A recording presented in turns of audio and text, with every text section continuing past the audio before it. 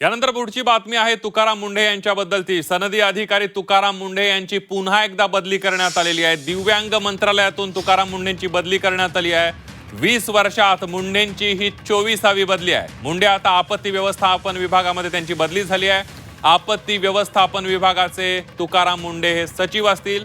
महसूल आणि वन विभागाचं सुद्धा ते काम पाहणार आहेत। सनदी अधिकारी तुकाराम मुंढेंची पुन्हा एकदा बदली झाली आहे। मागल्या 20 वर्षांमध्ये तब्बल 24 वेळेला तुकाराम मुंढेंची बदली झाली आहे। थेट जाऊयात, आपले प्रतिनिधी ओम देशमुख आपल्या सोबत आहेत। ओम, अगदी बरोबर आहे। खरं तर तुकाराम मुंढे जे अनेक वेळेला चर्चेत आणि काही वेळेला वादात सापडलेले प्रशासकीय अधिकारी आहेत, त्यांची पुन्हा एकदा बदली करण्यात आली आहे। ज्या पद्धतीने आता तुम्ही सांगितलं की तुकाराम मुंढेंची महसूल विभागामध्ये आणि आपत्ती नियोजन जो विभाग आहे त्यामध्ये बदली करण्यात आल्याचं पाहायला मिळतंय।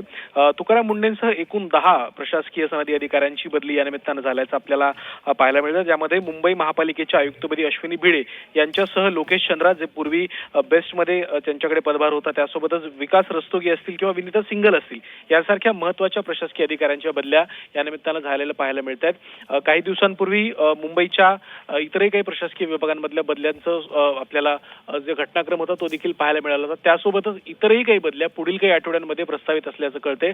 त्यासोबतच जून महिन्यामध्ये सुद्धा मोठ्या प्रमाणात प्रशासकीय बदल्या होणार असल्याचं या निमित्तानं स्पष्ट होते।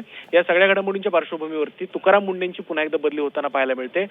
त्यामुळे आता आपत्ती व्यवस्थापन विभागामध्ये तुकाराम मुंढेंचा नवीन काय आपल्याला कारभार पाहायला मिळतो। आपण पाहिलं असेल की दिव्यांग विभागामध्ये जे बनावट खरं तर प्रमाणपत्रांचा विषय होता, त्या संदर्भात मोठी कारवाई तुकाराम मुंढेंकडनं करण्यात आली होती। त्यामुळे आता या विभागामध्ये तुकाराम मुंढे नवीन काय कारवाई करतायत या देखील याकडे सुद्धा सर्वांचं लक्ष असेल।